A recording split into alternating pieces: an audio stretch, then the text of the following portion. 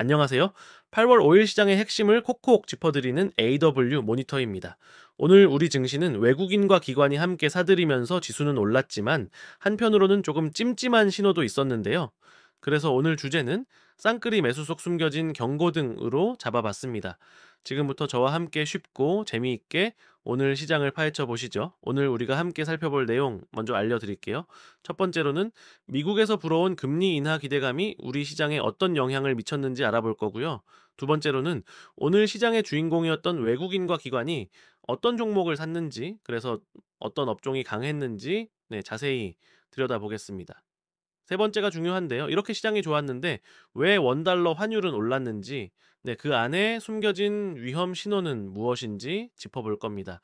마지막으로 이 모든 걸 종합해서 결론과 함께 앞으로의 투자 전략까지 이야기 나눠볼게요. 그럼 먼저 오늘 시장 한마디로 정리해 볼까요? 오늘 우리 증시는 외국인과 기관의 동반 순매수에 힘입어 코스피는 3200선에 코스닥은 800선에 바짝 다가서면서 마감했습니다. 겉으로 보기엔 분위기가 아주 좋았죠. 하지만 그 안에는 우리가 꼼꼼히 따져봐야 할 신호들이 있었습니다. 지금부터 그 핵심 포인트들을 하나씩 살펴보겠습니다. 핵심 포인트 1. 미국발 호재. 먼저 첫 번째 포인트입니다. 미국에서 아주 기분 좋은 소식이 들려왔어요. 요즘 시장에 딱 맞는 말이 있죠. 나쁜 소식이 곧 좋은 소식이다. 이게 무슨 말이냐면요. 미국의 7월 신규 고용자 수가 7만 3천 명으로 발표됐는데 이게 시장 예상치였던 10만 4천 명보다 훨씬 적게 나온 거예요. 심지어 지난 5월, 6월 수치까지 더 낮게 고쳐졌습니다. 원래 고용이 안 좋다는 건 경기 둔화 신호라 나쁜 소식이지만 시장은 아하, 이러면 연준이 금리를 내릴 수밖에 없겠구나 하고 환호한 거죠.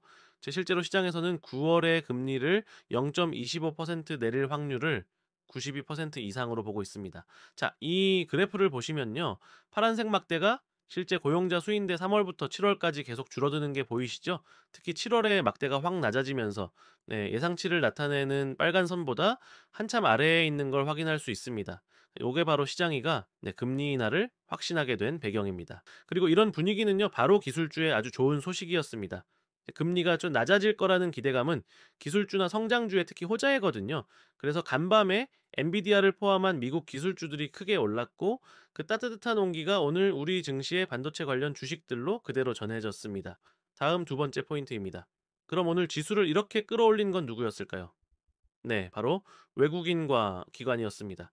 오늘 유가증권 시장에서 외국인이 무려 2,552억 원, 기관이 945억 원 어치를 사들였어요. 반대로 개인 투자자들은 4,718억 원을 팔면서 차익을 챙기는 모습을 보였습니다. 특히 외국인은 주식뿐만 아니라 코스피 200 선물도 2,718억 원이나 사들였는데요. 이렇게 현물과 선물을 동시에 사는 건 앞으로 시장이 더 오를 거야 하고 강하게 베팅하는 신호로 볼 수 있습니다. 이 막대 그래프를 보시면 한눈에 들어오죠. 외국인과 기관의 파란색 막대는 플러스 푸트러 영역에 높이 솟아있고 개인의 빨간색 막대는 마이너스 영역으로 깊게 내려가 있습니다. 오늘 시장의 힘이 어디서 나왔는지 명확하게 보여주는 그림입니다. 그런데 시장이 올랐다고 해서 모든 종목이 다 웃지는 못했습니다. 업종별로 표정이 뚜렷하게 엇갈렸는데요. 오늘의 주인공은 단연 반도체, 2차전지, 금융이었습니다.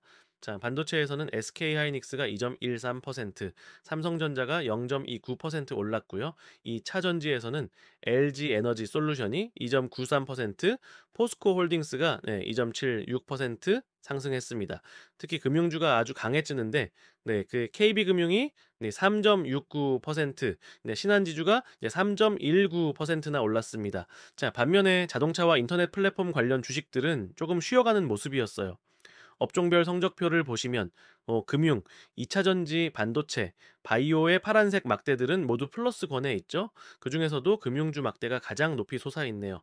반면 자동차와 인터넷 플랫폼은 빨간색 막대로 마이너스권에 머물러 있습니다. 시장의 돈이 어디로 쏠렸는지 확실히 알 수 있는 대목입니다. 그래서 잠깐 시장에 떠도는 소문들도 한번 살펴볼까요?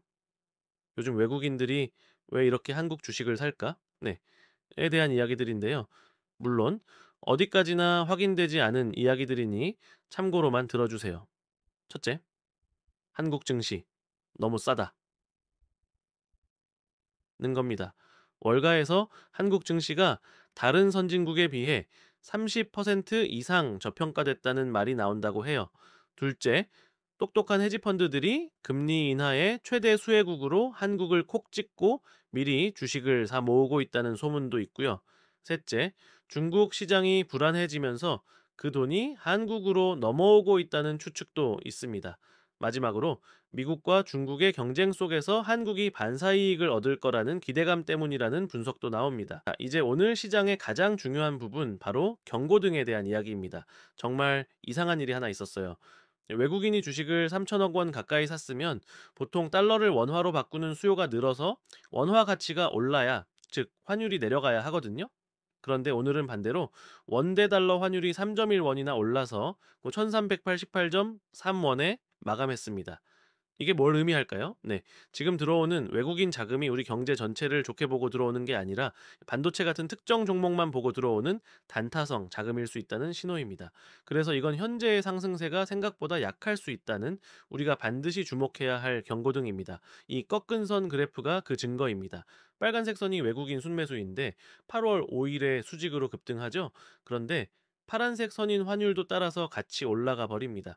원래는 서로 반대로 움직여야 하는데 말이죠.